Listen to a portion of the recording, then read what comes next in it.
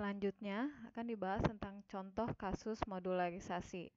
Di sini diminta menyusun algoritma untuk mengurutkan beberapa bilangan dengan urutan menaik atau ascending. Jadi urutannya dari yang kecil sampai ke yang terbesar. Jadi kalau misalnya angka berarti 1, 2, 3, 4 dan seterusnya. Dan menampilkan bilangan hasil sorting tersebut.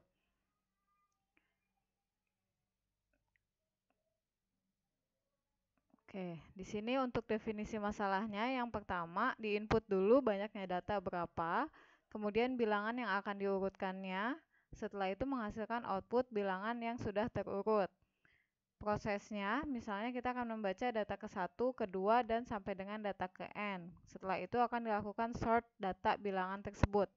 Jadi inputnya itu banyaknya data ke 1 sampai data ke sekian. Prosesnya, dia akan membaca datanya, kemudian melakukan penyortiran, kemudian mencetak hasil sortingnya, dan outputnya adalah data yang sudah terurut.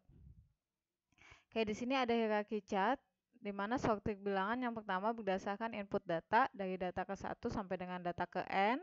Selanjutnya data tersebut akan disorting apakah jumlahnya lebih kecil atau tidak dari data yang lain. Kalau misalnya jumlahnya lebih kecil, maka dia akan bergeser ke yang paling depan. Nah, setelah itu akan ditukar posisinya. Gitu. Kemudian setelah itu akan dikembalikan datanya dan dicetak hasil pertukarannya. Setelah itu setelah disorting maka akan mencetak hasil sorting yang sudah terurut. Jadi mulai data yang terkecil dan sampai dengan data yang terbesar. Kayak di sini dia membuat beberapa modul. Yang pertama ada modul sorting data, modul tukar data, kemudian modul input dan modul cetak. Sedangkan untuk program sorting ini adalah program utamanya. Oke, di sorting data di situ menggunakan perulangan. Jadi for berulang dari angka dari nilai i sama dengan 1 sampai dengan n, kemudian perulangan j sama dengan n to i selama nilai j-nya lebih dari sama dengan i, maka stepnya itu dikurangi 1, berarti datanya akan bergeser atau tertukar. Jika data J kurang dari data J-1, maka dia akan menukar datanya. Nah, modul tukar data ini ada di sini temporary data, kemudian data B sama dengan data A, terus bergulir sampai dengan data yang terakhir. Oke, kemudian selanjutnya ada kohesi dan kopling. Cohesion dan kopling merupakan konsep dasar dalam perancangan dan rekayasa perangkat lunak. Membagi software atau perangkat lunak menjadi modul-modul yang kecil, bukan sekedar memisahkan kumpulan kode dari kumpulan kode lainnya, tetapi memastikan bahwa modul yang dirancang menganut prinsip loose coupling, high cohesion. Jadi couplingnya tidak terlalu tinggi, tapi cohesionnya lumayan tinggi. Nah, di sini kohesi adalah keeratan hubungan elemen-elemen di dalam suatu modul. Macam-macam kohesi ada yang fungsional, sequential, communication, prosedural, temporal, logikal, koinsidental. Nah, kemudian perubahan pada modul dengan tingkat kohesi tinggi tidak terlalu membawa dampak perubahan terhadap modul yang lainnya, sehingga lebih mudah dalam pemrograman, pengujian, dan perawatan. Sedangkan modul untuk tingkat kohesi tinggi lebih mudah dipahami dan didokumentasikan. Selain itu, informasi juga lebih mudah disembunyikan karena komunikasi antar modulnya bisa diminimalkan. Kayak di sini yang kohesi fungsional. Dia hanya mempunyai satu tugas, kemudian dari satu tugas itu menghasilkan satu output. Tetapi untuk inputnya itu bisa lebih dari satu. Contohnya di sini adalah tugasnya dia adalah menghitung pajak. Kemudian outputnya adalah hasil perhitungan pajak berdasarkan input dari harga. Nah, di sini menggunakan struktur kontrol pemilihan atau perintah if. Jika harganya lebih dari 5.000, maka dia akan mempunyai tugasnya yaitu menghitung pajak. Pajak sama dengan harga dikali 0,25. Nah, kemudian output yang dihasilkan adalah hasil perhitungan pajak itu sendiri.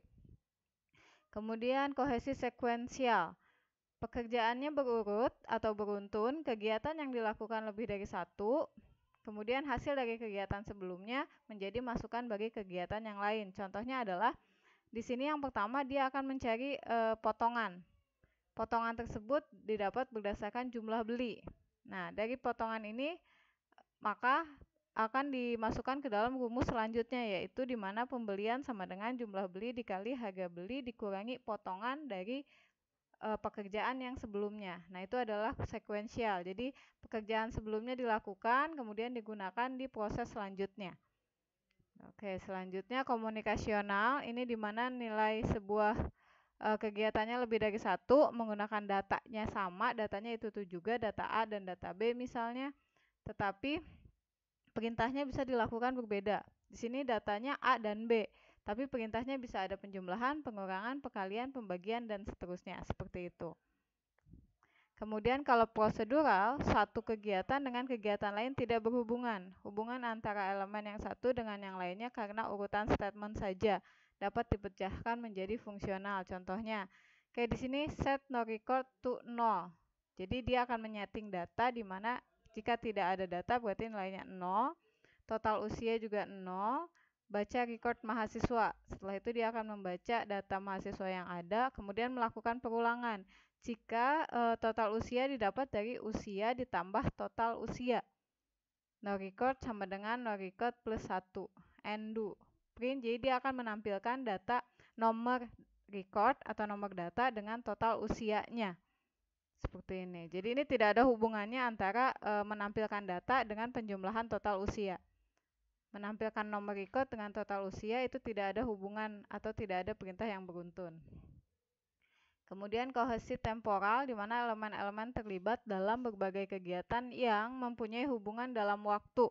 Urutannya tidak penting tapi pasti dilakukan. Contohnya inisialisasi. Yang pertama, dia akan membuka file transaksi. Kemudian setelah itu akan dicek total transaksinya berapa, total pendapatannya berapa, barisnya ada berapa, nomornya ada berapa, halamannya ada berapa, misalnya seperti itu. Ini bisa kita balik. Misalnya setelah membuka file transaksi, kita akan ngecek barisnya dulu, nomornya dulu, halamannya dulu, baru total transaksi dan sebagainya. Jadi urutannya tidak terlalu penting. Kemudian kohesi logikal, elemen-elemen melakukan kegiatan dengan kategori yang sama. Parameter masukan menentukan kegiatan yang dilaksanakan, tidak semua kegiatannya dikerjakan. Contohnya di sini case if file code. Jadi di mana kita memilih file kode. Yang pertama read customer, maka akan melakukan transaksi, atau di sini read customer transaction berarti melakukan transaksi. Kemudian bisa juga read customer master berarti menampilkan data master. Read product master berarti menampilkan data produk. Jadi tidak ada hubungannya atau tidak saling terkait. Cuma kategorinya sama. Kemudian untuk coincidental, elemen-elemen tidak mempunyai hubungan. Contoh, di sini ada sub file processing, di mana perintah open employer, read employer, print page heading, open employer, set page, set error itu tidak saling berhubungan. Jadi perintah ini bisa dilakukan satu persatu, terpisah pun tak masalah. Kemudian ada yang disebut dengan coupling. Coupling adalah keeratan hubungan antar modul, tingkat saling ketergantungan di antara dua modul. Faktor yang mempengaruhi coupling adalah jumlah data yang disalurkan, jumlah kontrol data yang disalurkan, serta jumlah elemen data global yang digunakan bersama-sama oleh beberapa modul. Jadi untuk jenis-jenis coupling ada data, ada stem, ada kontrol, ada eksternal, ada common. Keterangannya adalah semakin banyak coupling, makin rendah ketergantungan suatu modul terhadap modul yang lainnya. Modul dengan coupling yang baik adalah modul yang independen. Contohnya menghitung nilai UTS dan menghitung nilai UAS. Ketika kita menghitung nilai UTS, itu kan tidak berpengaruh terhadap nilai UAS-nya. Gitu. Nah, sedangkan kalau kita menghitung nilai murni, itu sangat berpengaruh terhadap nilai UTS dan nilai UAS. Gitu. Jadi kalau misalnya modul yang baik itu sifatnya independen. Menghitung UTS, ya nilai UTS saja. Kalau menghitung nilai UAS, ya nilai UAS saja. Jadi tidak saling terkait antara satu modul dengan modul yang lain. Oke, di sini coupling data, komunikasi di antara modul menggunakan data. Diinginkan jumlah data minimal. Parameter data yang disalurkan semakin sedikit semakin baik. Di sini contoh untuk coupling data, ini menggunakan bahasa pemrograman Visual Basic ya. Kalau misalnya ada if dan and if biasanya Visual Basic. Tapi bisa juga menggunakan bahasa pemrograman yang lain tergantung kebutuhan. Di sini menghitung pajak penjualan didapat dari total, di mana total lebih dari 5.000, maka pajaknya adalah total dikali 0,25 dan seterusnya. Kemudian coupling stem, dua modul melakukan pass structure data non-global yang sama. Struktur datanya record dan array. Timbul bahaya bila modul yang memeriksa struktur data tetapi hanya menggunakan sebagian. Jadi kalau misalnya datanya hanya digunakan sebagian, maka informasi yang disampaikan pun tidak bisa menyeluruh atau bisa terjadi kesalahan pada saat penggunaan data. Oke, kemudian di sini proses siswa pria, di mana isi dari modul siswa pria adalah jumlah siswa pria sama dengan jumlah siswa pria ditambah 1. Jika usia siswanya lebih dari 21, maka jumlah siswa dewasa sama dengan jumlah siswa dewasa ditambah 1. Dan seterusnya. Oke, di sini coupling control, dua modul melakukan passing parameter menggunakan data control atau flag atau switch, di mana parameter kontrol modul A itu bisa digunakan di dalam modul B. Di sini read input kode, lakukan aksi cache of input kode. Jadi perintah pada input kode yang ada di proses input kode digunakan dilakukan aksi, seperti itu perintahnya, saling berhubungan. Kemudian coupling eksternal, dua modul atau lebih menggunakan data global yang sama, tidak ada parameter yang digunakan dari modul pemanggil ke subordinat dan sebaliknya. Oke, di sini pajak penghasilan merupakan variabel data global. Jadi main programnya adalah menghitung pajak penjualan. Kemudian dia akan menghitung nilai totalnya. Coupling common, dua modul atau lebih menggunakan struktur data global yang sama. Jadi ini menggunakan struktur data yang sama. Oke, di sini ada latihan 5, membuat shadecode, flowchart, dan program untuk menampilkan menu, menghitung luas bangun ruang persegi panjang, segitiga, dan bujur sangkar. Ini sudah ya. Oke, sampai sini dulu penjelasan untuk pertemuan 6. Selanjutnya akan langsung tugas melalui Classroom.